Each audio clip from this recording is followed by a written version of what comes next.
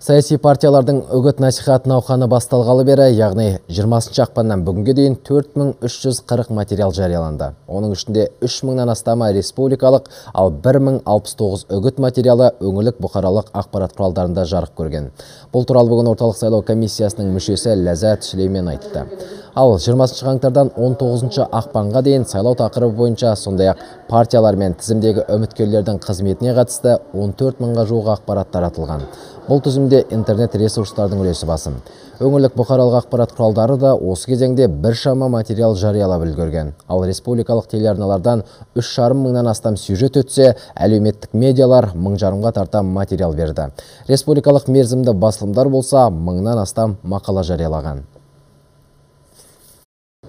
Мониторинг 48 республикалық газетті, 15 журналды, 16 республикалық телеарнаны, 12 радио арнаны, 174 өңірлік газетті, 31 өңірлік телеарнаны, сондай-ақ 162 неғұрлым танымал интернет ресурстарды қамтиды.